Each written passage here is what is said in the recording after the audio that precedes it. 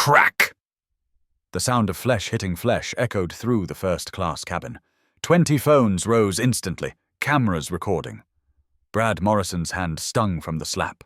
The old black man touched his reddening cheek, blood trickling from where Brad's wedding ring had cut the skin. "Get down to cattle class now!"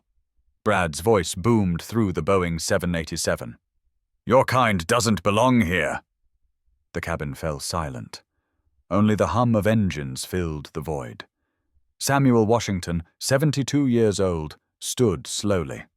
His worn cardigan and faded jeans made him look exactly like what Brad saw, a nobody who'd wandered into the wrong place. The LED lights cast harsh shadows on his weathered face. "I have a valid ticket," Sam said quietly. Brad's $500 cologne filled the air as he leaned closer. "I don't care what you have. You're contaminating my space." The phones kept recording. Every passenger watched. Nobody moved to help. Sam's hand trembled slightly as he reached for his small carry-on bag. But it wasn't from fear. It was something else entirely. Who was this elderly man? Why did Brad Morrison, CEO of a $500 million construction empire, feel so threatened by him? Subscribe to find out what happens when power meets hidden power. 30 minutes earlier. Samuel Washington moved slowly down the jet bridge. His bones ached from the long drive to JFK Airport. He'd spent the morning at Sarah's grave in Queens, placing fresh roses on the headstone. 43 years of marriage, and this was their anniversary. He found seat 1A easily enough. First class. The ticket had cost him nothing. A lifetime benefit from when he'd helped found this airline decades ago. Most people didn't know that story. Sam preferred it that way. The cabin smelled of fresh coffee and leather seats. Sam settled in, pulling out his old flip phone to check the time. His son James had texted earlier from Tokyo. "Happy anniversary, Dad. Mom would be proud. G20 summit keeping me busy, but thinking of you." Sam smiled. James Washington, CEO of one of America's largest airlines, still made time for his father even while meeting world leaders. But Sam never mentioned his son's position to anyone. Real power didn't need advertising. 10 minutes later, Brad Morrison stormed aboard. Everything about Brad screamed new money. The Rolex Submariner, the Louis Vuitton carry-on, the way he held his phone high, letting everyone see him close a deal worth millions. He'd grown up in foster homes, eating from food banks, wearing donated clothes. Now, at 55, he owned Morrison Construction Group. $500 million in revenue last year. But money couldn't buy class. Or peace with his past. Brad stopped at 1A. His ticket showed the same seat. "You're in my seat," Brad announced. Sam looked up calmly. "I believe there's been a mistake. This is my assigned seat." "No mistake." Brad waved his boarding pass like a weapon. "I paid $15,000 for this seat. First class isn't for—" He paused, eyes scanning Sam's worn clothes. "Everyone." The words hung heavy. Other passengers pretended not to notice. Angela Martinez, the head flight attendant, approached with practiced calm. 20 years with the airline had taught her to recognize trouble. This was trouble. "Gentlemen, let me check our system." She pulled out her tablet, fingers moving quickly across the screen. The electronic booking system showed both reservations. How was that possible? "Sir," Angela addressed Brad carefully, "both reservations appear valid. Perhaps we can find you another premium seat?" Brad's face darkened. "I don't want another seat. I want my seat." He turned back to Sam. "Look, old man, I'll make this simple. I'll give you $5,000 cash to move. Right now." Sam shook his head. "I'm not moving." 10,000. "No." Brad's voice rose. Do you know who I am? I build skyscrapers. I employ thousands. I've had dinner with senators. His hands clenched. I grew up with nothing. Nothing. Eating from dumpsters, sleeping in shelters. I earned my place here. The confession surprised even Brad. Why was he telling this old man his secrets? Sam's eyes softened slightly.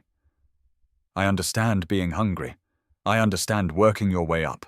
But that doesn't give you the right to treat people as less than human. Don't lecture me about rights. Brad pulled out his phone. Security? Yes, we have a situation in first class. Someone who doesn't belong. Angela tried once more. Mr. Morrison, please, let's handle this civilly. Civil? Brad laughed bitterly. Civil is for equals. This man is not my equal. 2 security officers appeared, large men with serious faces. There's been a mistake, one said, looking at Sam. Sir, we need to see your boarding pass. Sam handed it over. The officer scanned it, frowned, scanned again. It's valid, he admitted. Then check if he can afford it. Brad demanded. Check his credit cards. Check everything. The humiliation was deliberate. Public. Designed to break Sam's spirit. But Sam Washington had survived worse. Much worse. Angela watched helplessly. Why wasn't anyone defending this elderly man? Why did Brad Morrison's money make him untouchable? The answer would shock everyone. The security officers stood awkwardly. They'd checked everything. Sam's ticket was legitimate. This is ridiculous. Brad spat. Fine. If you won't do your job, I will. He grabbed Sam's shoulder. Hard. Stand up, now. Sam rose slowly, his dignity intact despite the situation. At 72, his movements were deliberate, measured. The cabin watched in stunned silence. I served this country for 20 years. Sam said quietly. I've earned the right to sit anywhere I please. I don't care if you served coffee at McDonald's for 20 years. Brad's grip tightened. Get out of my seat. Angela stepped forward. Mr. Morrison, please remove your hand from the passenger. Or what? Brad turned on her. You'll write a report? Call your manager? I know your CEO. James Washington. We've done business. 1 call from me and you're jobless. The irony was lost on everyone. For now. Sam stood fully, facing Brad. They were the same height, but Brad was 30 pounds heavier, 17 years younger. I'll move, Sam said. But not because you're forcing me, because I choose peace over violence. Violence? Brad laughed. You think this is violence? This is business. The strong take from the weak. That's how I went from sleeping in alleys to owning towers. He shoved Sam backward, not hard enough to cause serious injury, just enough to humiliate. Sam stumbled but caught himself on the armrest. His wallet fell, spilling its contents. A photo of his late wife, his veteran's ID, and something else, a platinum card that skittered across the floor. Nobody noticed the card. Yet. Mr. Morrison! Angela's voice sharpened. That's assault. I'm required to report this. Report this too, Brad said. The slap came without warning. Open palm across Sam's face. The sound. Crack. Silenced the entire cabin. Sam's head snapped sideways. Blood appeared where Brad's wedding ring had cut deeper. The old man touched his cheek, looked at the blood on his fingers. 15 phones captured everything. Multiple angles. Perfect audio. Someone call the captain! A passenger shouted. This is insane! Another added. Did you see that? He hit him. But still, nobody physically intervened. Brad Morrison's wealth was a force field. Sam straightened slowly. His eyes met Brad's. There was no anger there, only sadness. "You just made the biggest mistake of your life," Sam said softly. "And you don't even know it." "Is that a threat?" Brad stepped closer. "You threatening me, old man?" "No, just stating a fact. You think money makes you powerful. But there's power you can't see. Power that doesn't announce itself." Brad laughed. "Mystical nonsense from a broke veteran. Security, escort him to economy. Now!" The officers looked at each other, then at Angela. She nodded reluctantly. What else could she do? Sam bent to collect his belongings. The photo of Sarah, his veteran's ID. But the platinum card remained on the floor, kicked under a seat. Brad's foot had pushed it there without realizing. "I'll walk myself out," Sam said with dignity. "I know where economy is. I've sat there many times. Good people sit there. Working people. Honest people." He moved toward the curtain dividing the cabins. Every eye followed him. "That's right. Shuffle along," Brad called after him. "And next time, know your place." Sam paused at the curtain, turned back. "My place? My place is wherever I choose to be. You'll understand that soon enough." Then he was gone, disappearing into economy class. Brad dropped into seat 1A triumphantly. He'd won. The seat was his. "Sir," Angela said quietly, "I need to document this incident." "Document whatever you want." Brad pulled out his phone. "I've got lawyers who eat flight attendants for breakfast." Angela retreated to the galley. Her hands shook as she typed notes into her tablet. Assault. Battery. Racial overtones. This wasn't over. In economy, Sam found an empty middle seat. The passengers who'd witnessed everything through the curtain made room for him, offering sympathy. But Sam wasn't thinking about sympathy. He was thinking about justice. And justice was about to arrive in ways Brad Morrison couldn't imagine. Angela Martinez couldn't concentrate. The image of Sam's bloodied face haunted her. 20 years of flying, and she'd never seen such blatant assault. She moved through first class, serving champagne to passengers who avoided eye contact. Everyone had seen what happened. Nobody wanted to get involved. Brad Morrison sat in 1A, already on his third whiskey. "Hey, sweetheart," he called to Angela. "Make sure that old man doesn't wander back up here." "Yes, sir," Angela replied mechanically. As she returned to the galley, something caught her eye. A card on the floor, partially hidden under seat 2A. She bent to retrieve it. The weight surprised her. This wasn't plastic. It was metal. Titanium, actually. The American Airlines logo was etched, not printed. Above it, one word. Platinum. But not just any platinum card. This one had no expiration date, no member number, just a QR code and 5 words that made Angela's pulse quicken. Founding family, lifetime priority access. She'd heard rumors about these cards. Maybe 5 existed worldwide, given to those who'd helped create the airline decades ago. The holders had rights that exceeded even the CEO's personal guests. Angela glanced toward economy class, where Sam sat squeezed between 2 passengers. Then at Brad, sprawled across the premium seat. Shoes off, feet up. Something wasn't right. She pulled out her tablet, hiding in the galley's corner. The QR code scanned immediately. The screen flashed red. Warning. VIP maximum priority founding. Family member special handling required, immediate supervisor notification mandatory. Angela's hands trembled. She'd just served champagne to a man who'd assaulted airline royalty. The system showed more. Samuel Washington. Original investor. 1978. Ownership stake. classified. Current status, board advisory, lifetime. Oh my God, Angela whispered. She needed to call ground management, now. What are you doing? Brad's voice made her jump. He'd approached silently.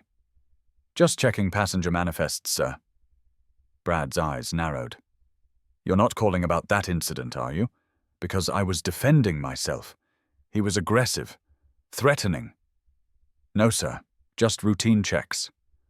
Good. Brad leaned closer. His breath reeked of whiskey. You know, I wasn't kidding about knowing your CEO. James Washington and I have history, million-dollar contracts, golf at Augusta. I could end your career with one text. Angela nodded, playing along. I understand, Mr. Morrison. Smart girl. Brad returned to his seat. Angela waited until he was settled, then stepped into the crew rest area. She dialed her supervisor at JFK. Terminal management, David speaking. David, it's Angela Martinez on flight 447. We have a situation. What kind of situation? A founding family member was assaulted in first class. Samuel Washington. Silenced. Then, did you say Samuel Washington? As in James Washington's father. The system says founding family. Board advisory. The passenger who assaulted him is Brad Morrison, from Morrison Construction. Jesus Christ, Angela. The CEO's father? Are you absolutely certain? I have his titanium card. The system confirmed everything. Where is Mr. Washington now? Economy class. Middle seat. The man who hit him is in Mr. Washington's first-class seat. David's voice turned sharp. Document everything. Get witness statements. Take photos of any injuries. I'm calling legal and corporate security. This is about to become a federal case. What should I do about Morrison? Nothing yet. Let him think he won. We need everything documented before we act. Angela ended the call. Her hands still shook, but now with purpose. She grabbed the first aid kit and headed to economy. Sam looked up as she approached. Ma'am, I'm fine. Sir, please let me look at that cut. As Angela cleaned the wound, she whispered, Mr. Washington, I found your card. Sam's eyes flickered. Keep it safe, young lady. Sir, do you want to press charges? Let's see how this plays out first. Sam's voice was calm. Sometimes the best lessons teach themselves. Angela nodded. She photographed the injury, collected witness contacts, documented everything. Brad Morrison thought he'd won. He had no idea what was coming. Captain Marcus Rivera was reviewing flight data when Angela knocked on the cockpit door. Captain, we need to talk. Urgently. Marcus had flown for American Airlines for 15 years. Before that, Air Force for 12. His military training had taught him to recognize real emergencies. Angela's tone qualified. Come in. What's the situation? Angela closed the door behind her. A passenger in first class assaulted another passenger. The victim is Samuel Washington. Sam Washington? Marcus's eyes widened. Tall, about 70, always wears a navy cardigan. You know him? Know him? He's the reason I have this job. Marcus pulled up the secure passenger manifest on his screen. 10 years ago, I was a rookie pilot. Made a mistake that should have ended my career. Sam Washington was on the flight. Instead of filing a complaint, he spoke to the board on my behalf. Said everyone deserves a second chance. His fingers moved across the tablet, entering his captain's override code. Level 1 access, reserved for security threats and VIP protocols. The screen populated with information that made Marcus whistle low. Jesus Christ, Angela, look at this. Samuel Washington. Status, founding family, original investor. 1978. Ownership, significant stakeholder, exact percent classified. Board, lifetime advisory position. Family, James Washington, son. Current CEO, special notes, maximum courtesy protocol required. His son is our CEO. Angela gasped. Not just CEO. James Washington built this airline from regionals to international, and it started with his father's investment. Marcus scrolled further. Sam Washington put his entire military pension into this airline when it was just 3 planes flying out of Dallas. The man who hit him is Brad Morrison, construction mogul. He's in Sam's seat right now, drinking whiskey. Marcus stood up. His 6'3" frame filled the cockpit. Show me the injury photos. Angela pulled up the images on her tablet. The cut, the bruising already forming, the blood on Sam's cardigan. That's assault and battery. Marcus's jaw tightened. On federal property, against a war veteran, who happens to own a significant piece of this airline. What do we do? First, we document, then we act. Marcus called his co-pilot. Tom, take the controls. I need to handle a situation. He grabbed the secure satellite phone. I need ground security, legal and corporate affairs, and patch me through to our medical team. While waiting for the connection, Marcus pulled up more files. Look at this, Angela. Sam Washington, Purple Heart, Bronze Star, 20 years serving our country. Then he comes home, invests in an airline that would let everyone fly affordably. No discrimination, no barriers. And now he's sitting in economy. Angela said bitterly. Not for long. Marcus's phone connected. This is Captain Rivera, Flight 447. I need to report an assault on a founding family member. Yes, Samuel Washington. Already documented. The perpetrator? Brad Morrison, Seat 1A. Angela watched Marcus work. This was military efficiency combined with corporate precision. Angela, Marcus said, covering the phone. Go check on Mr. Washington. Tell him I remember what he did for me. Tell him we're handling this. Angela nodded and left. Marcus continued his investigation. Brad Morrison's record showed previous complaints. Aggressive behavior on 3 flights, verbal abuse of staff. Always paid his way out of consequences, not this time. Marcus pulled up the connection between Morrison Construction and American Airlines. They'd built 2 hangars, total contracts, $8 million over 5 years. Significant, but not irreplaceable. Then he found something interesting. An email chain between Brad Morrison and various executives trying to get meetings with CEO James Washington. All politely declined.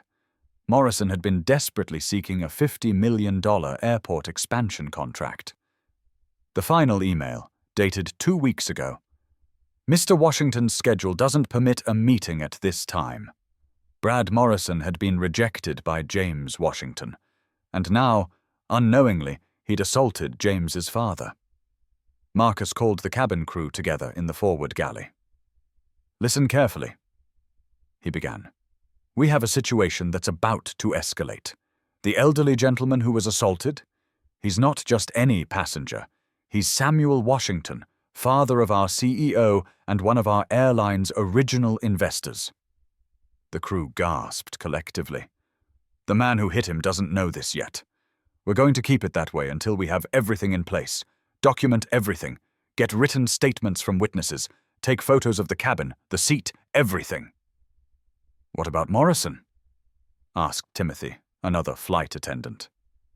Let him enjoy his whiskey. He's about to learn what real power looks like. Marcus returned to the cockpit and made one final call. This one to a private number he'd never used before. The CEO's emergency line. Mr. Washington, this is Captain Marcus Rivera on Flight 447. Sir, I need to inform you about your father. The conversation was brief. James Washington's response was controlled, but ice-cold. Captain Rivera, thank you for informing me. Handle this by the book. Every regulation, every protocol. My father wouldn't want special treatment, but he'll get justice. I'm sending our chief legal counsel to meet the flight. And Captain, that man doesn't leave that plane until law enforcement arrives. Understood, sir. Marcus hung up. The pieces were in place. Brad Morrison thought he was powerful because he built buildings. He was about to learn that some power runs deeper than concrete and steel. Some power built entire industries, changed lives, created opportunities, and that power was about to land squarely on Brad Morrison's head. The satellite phone in the cockpit buzzed urgently. Marcus had never seen this particular alert before. Priority 1, CEO Direct. The email loaded slowly on the secure connection. When it finally appeared, Marcus felt the weight of what was about to happen. From James Washington. Subject: Immediate action required. Flight 447, time 14:47, Tokyo time. Captain Rivera, I've just seen the video. It's already viral. 50,000 views in 45 minutes and climbing. My father's blood is visible in HD quality from 12 different angles. Attached is a photo from last month. Dad and me at Mom's memorial. You'll need this for verification.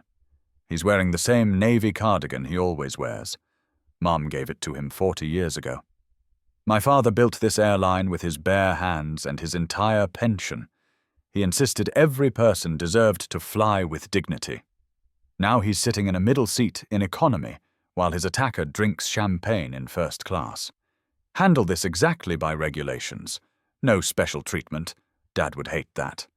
But Brad Morrison doesn't leave that aircraft until federal agents arrive. I'm boarding a plane from Tokyo now. I'll be there in 14 hours. One more thing. My father won't tell you this, but he has a heart condition. Stress can trigger arrhythmia. Please have medical standing by. James Washington, Chief Executive Officer, American Airlines. The attached photo showed 2 men at a gravestone. The younger one, James, in an expensive suit.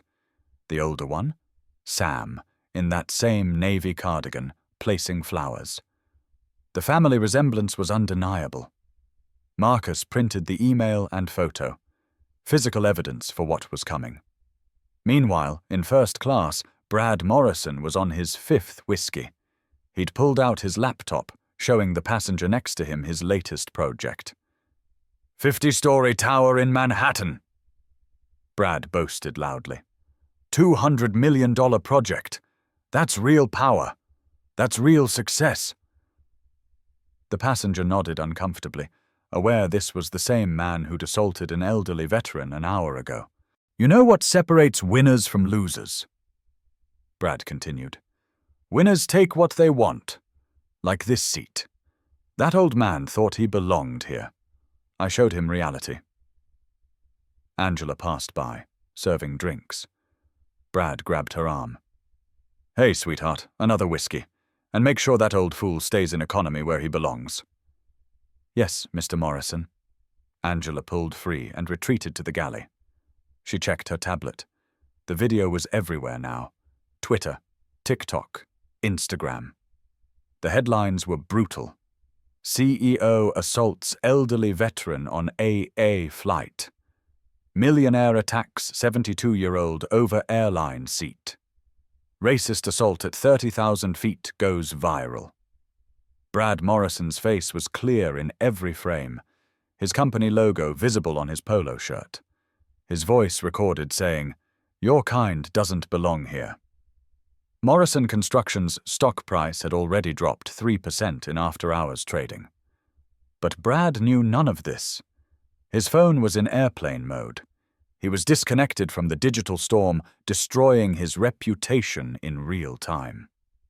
Back in economy, Sam sat quietly. A mother with 2 children had offered him her aisle seat, but he'd politely declined. I'm fine here, he said.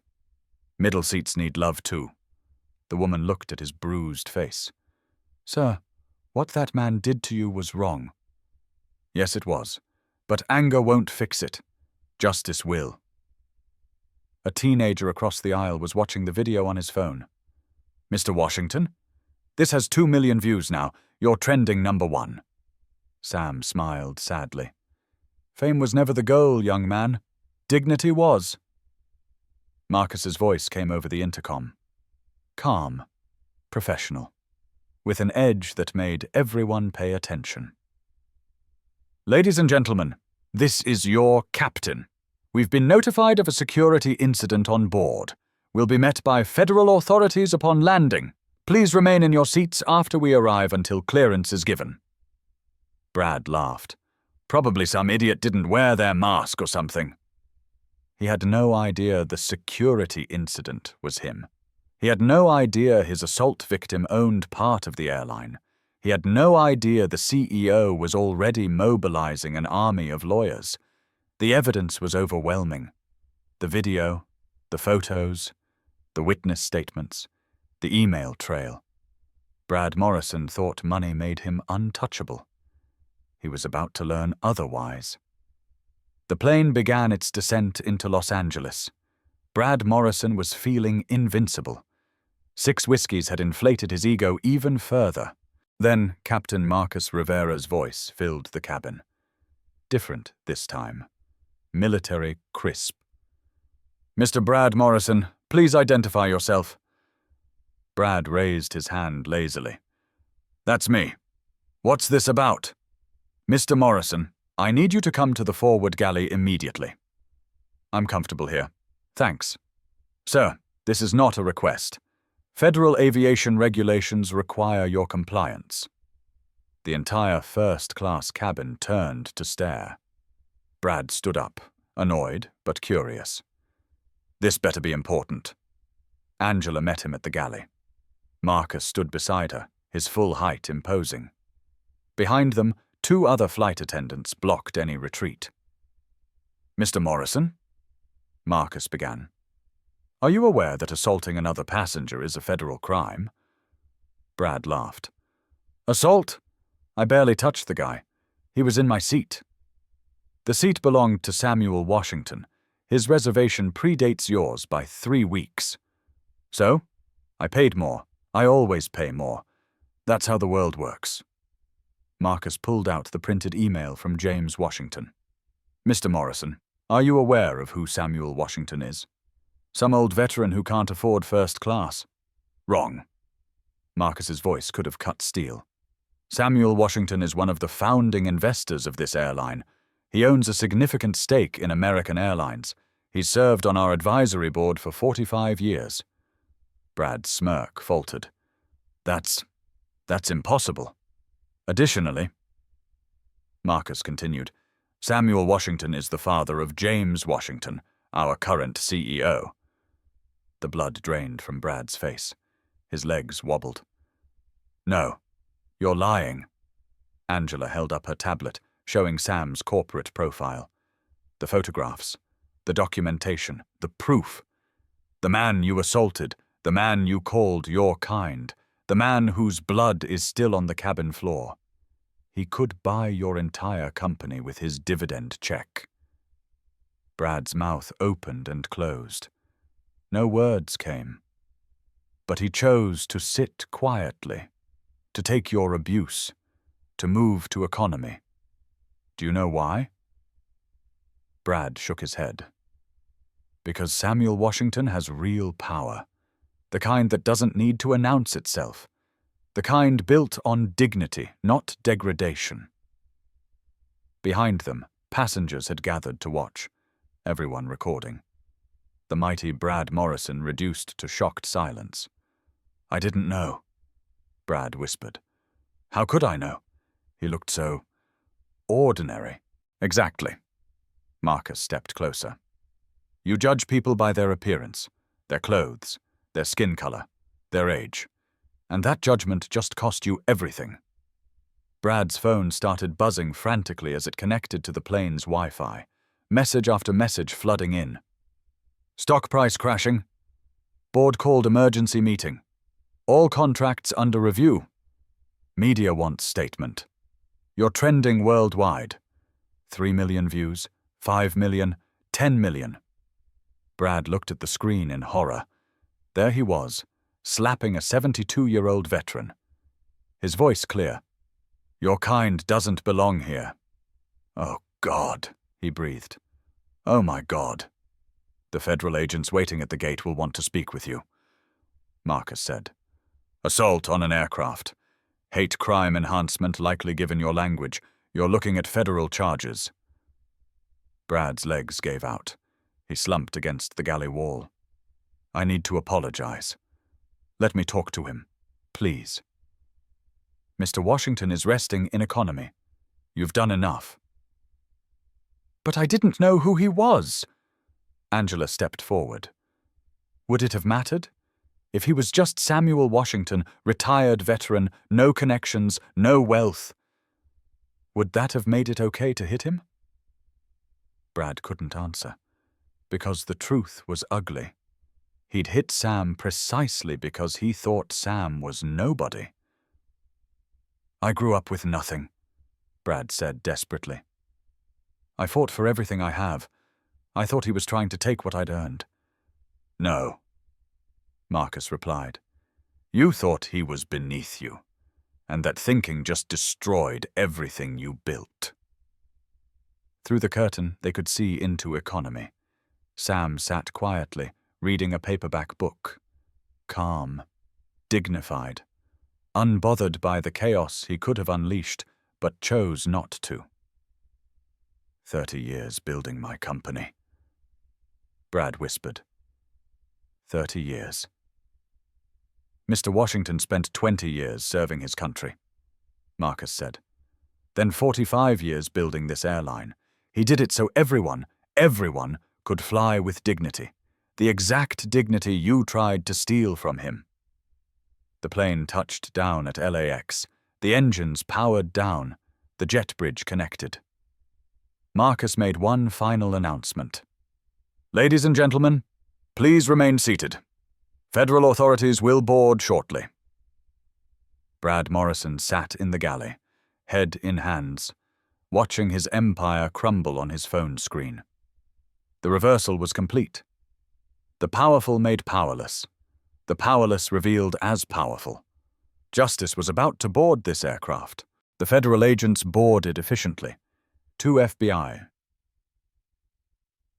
3 air marshals, and surprisingly, a representative from the Department of Justice Civil Rights Division. Brad Morrison? The lead agent showed his badge. I'm Agent Chen. You're being detained for questioning regarding assault on an aircraft and potential civil rights violations. I need my lawyer, Brad said weakly. You'll have that opportunity. First, you're going to face the man you assaulted. They escorted Brad back through first class, past the passengers who'd watched him attack Sam. Everyone filming again. But this time, Brad wasn't strutting. He was shuffling, shoulders slumped, empire crumbling in real time. Sam was brought forward from economy.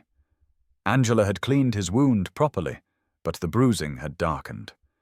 He looked exactly like what he was, a 72-year-old veteran who'd been attacked for sitting in a seat he'd paid for. The entire cabin fell silent. Mr. Morrison, Agent Chen said. Mr. Washington has the right to hear your statement before we remove you from this aircraft. Brad fell to his knees. Literally, the billionaire CEO on his knees in the aisle of the plane. Mr. Washington, I'm sorry. I'm so sorry. Sam looked down at him. Get up, son. Men don't grovel. Brad stood shakily. I didn't know who you were. That's the problem, isn't it? Sam's voice was steady. You only see worth in wealth. You only respect power you can measure in dollars. You don't understand, Brad said desperately. I grew up in foster homes, 15 different families before I aged out. I ate from dumpsters. I slept in boxes. I fought for everything. Sam nodded slowly. I know about poverty, Mr. Morrison. My family were sharecroppers in Mississippi. We picked cotton for pennies. I joined the military because it was the only way out. 3 meals a day felt like luxury. The cabin listened, transfixed. But poverty didn't make me cruel. Sam continued. When I came home from Vietnam, I had nothing but my pension and a dream. I invested every cent in this airline because I believed in something bigger than myself. I believed everyone deserved to fly with dignity. The businessman and the janitor, the senator and the student. Brad's tears were real now. I lost my way. The money changed me. No, Sam corrected. Money revealed you. It showed who you really were when you had the power to be anything. Captain Marcus stepped forward. Mr. Morrison, American Airlines is initiating a review process for a potential lifetime flying ban, not just with us, with every airline in the Star Alliance. That's 26 airlines, Brad whispered. Your action was recorded by dozens of passengers. It's been viewed 50 million times in 3 hours. Every airline in the world knows your face now. Angela added, Your company has also lost its contracts with American Airlines, effective immediately. The board held an emergency vote. Brad's phone buzzed. A text from his CFO. Board voted you out. Unanimous. Pack your office. 30 years of building Morrison Construction. Gone. However, Sam said, raising his hand, I want to propose something different. Everyone turned to him. Prison won't fix what's broken in you, Mr. Morrison, but education might. Sam looked at Agent Chen. I don't want to press criminal charges if Mr. Morrison agrees to my terms. What terms? Brad asked. 6 months of community service, not writing checks, actual service, in homeless shelters, in veteran centers, in communities you've learned to look down on. Additionally, Sam continued, you'll attend a program on unconscious bias and racial sensitivity every week for a year. And finally, you'll use your platform, what's left of it, to tell this story, to admit your mistakes publicly, to teach others what happens when wealth becomes arrogance. Brad nodded frantically. Yes. Yes to all of it. Agent Chen looked skeptical. Mr. Washington, he assaulted you. This is a federal crime. I know, Sam replied. But I've lived long enough to know that punishment without education just creates bitter people. Mr. Morrison was once a hungry child who nobody helped. Maybe it's time someone did. The agents discussed quietly. Then Chen nodded. If Mr. Washington doesn't press charges, we'll accept the civil agreement. But Mr. Morrison, you're on federal watch. 1 violation and you're facing 5 years. Brad looked at Sam with something approaching awe. Why? Why would you help me after what I did? Because, Sam said simply, that's what real power looks like. It lifts others up, even those who tried to tear you down. He turned to the cabin. Let this be a lesson. We all have power. How we use it defines us. The passengers began applauding. Slowly at first, then thunderously. Not for the drama, but for the grace. Brad was escorted off the plane first to complete paperwork and begin his sentence of service. Sam returned to his economy seat to gather his belongings. Mr. Washington, Marcus said, we've cleared first class for you. Please, take any seat you want. Sam smiled. Captain, I'm perfectly happy where I am. But thank you for remembering what I did for you years ago. You changed my life, sir. We all change lives, Captain. Every day. The question is, for better or worse? The systematic correction had begun. Not just for Brad Morrison, but for everyone who witnessed it. The video would become required viewing in business schools. The case would be studied in law programs. But most importantly, Brad Morrison would spend 6 months serving soup to homeless veterans, learning their stories, seeing their humanity. Real change was beginning. The plane emptied slowly. Most passengers lingered, wanting to shake Sam's hand, to apologize for not intervening sooner. Sam graciously accepted each gesture. Angela Martinez approached with the titanium card. Mr. Washington, your card. Sam studied it for a moment. You know, this piece of metal has opened every door for 45 years. But today it didn't matter at all, did it? Sir? Brad Morrison didn't care about my card. He only saw my skin, my age, my clothes. Sam turned the card over in his weathered hands. This was supposed to be a simple flight. Why were you flying today, Mr. Washington? Sam's eyes softened. Today is my wedding anniversary. 43 years. Sarah passed last year, but I still visit her grave every month. She's buried in Los Angeles, where we met. Angela's eyes welled up. She was a flight attendant. Sam continued. Back in 1978, when I was just out of the military. I was angry then, bitter about how America treated its black veterans. Sarah changed that. She showed me that change comes through building, not burning. Captain Marcus joined them, having completed his post-flight duties. Mr. Washington, Marcus said, I never properly thanked you for what you did for me 10 years ago.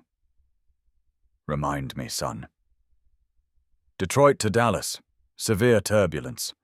I made a bad call that could have endangered passengers. You were in first class. You saw everything. Sam nodded, remembering.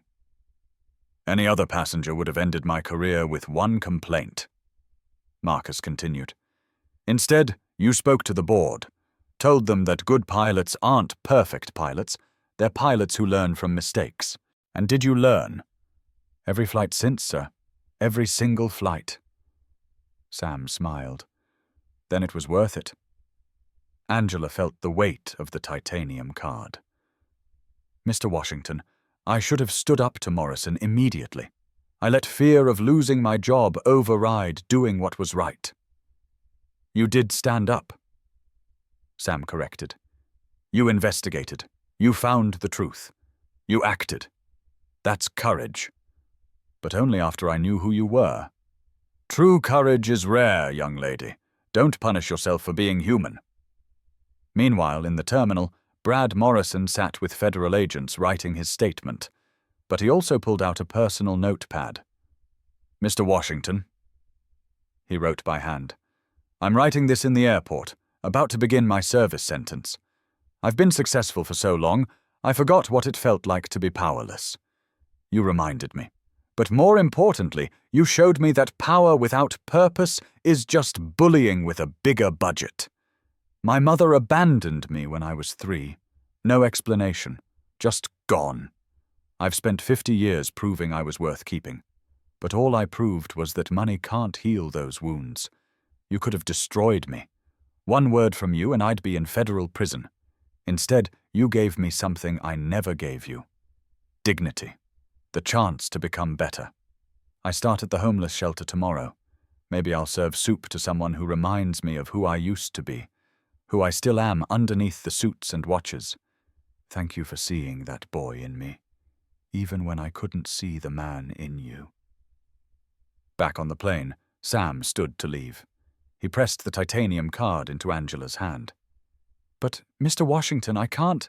My dear, I'm 72. I've flown enough. But you're just starting. This card means nothing if it sits in my drawer. But in your hands, it might mean everything to someone who needs help. I don't understand. You will. Someday you'll see someone being mistreated, someone who can't defend themselves. And you'll remember today. You'll remember that power isn't about having the card. It's about knowing when to use it for others. Angela clutched the card. Understanding its weight went far beyond titanium. Sam walked down the jet bridge one final time, Marcus and Angela watching him go. You know what's remarkable? Marcus said. He never once mentioned his son is the CEO, never used it as a threat. Real power doesn't need to announce itself. Angela replied, echoing Sam's earlier words. Tomorrow Brad Morrison would begin serving homeless veterans, learning their names, their stories. Tomorrow, Angela would start flight attendant training programs for dealing with discrimination. Tomorrow, Marcus would implement new cockpit protocols for protecting vulnerable passengers. But today, Sam Washington would visit Sarah's grave and tell her that her faith in humanity was justified. Change doesn't always roar. Sometimes it whispers. 6 months later. Brad Morrison stood in the Veterans Community Center in South Los Angeles, ladling soup into bowls. His Rolex was gone, sold to pay legal fees. His designer clothes replaced with a simple volunteer t-shirt. "Thank you, young man," said the elderly veteran, holding out his bowl. "You're welcome, sir. Thank you for your service." Brad meant it. 6 months of hearing their stories had changed him. These weren't statistics or obstacles. They were people. People like Sam Washington. Meanwhile, Sam sat in his modest apartment, watching the news. Brad Morrison was being interviewed about his fall from grace and subsequent redemption. "Mr. Washington saved me," Brad told the reporter. "Not from prison, but from becoming someone my mother would have been ashamed of. He showed me that true power lifts others up." Sam's phone rang. Tokyo number. "Hey, Dad." "Hello, son. I saw Morrison's interview. You did good." "He did the work himself, James. I just opened the door." "I'm flying back next week. Want to grab that father-son flight to Mom's grave?" "I'd like that, but I'm sitting in economy." James laughed. "Dad, you own part of the airline, and I'll sit where I'm comfortable, with regular folks. That's where the real stories are." Angela Martinez had become American Airlines' first director of passenger dignity, a position created after the incident. She carried Sam's titanium card always, but had never needed to use it. Its presence reminded her that real authority came from standing up for others. Marcus Rivera implemented the Washington Protocol, new training for all pilots on protecting vulnerable passengers. It became industry standard within a year. The video of Brad hitting Sam had been viewed 2 billion times. But more importantly, the video of Sam's grace had been shared in every business school, every ethics class, every leadership seminar. Power isn't about the seat you occupy. It's about the dignity you maintain. It's about the grace you show your enemies.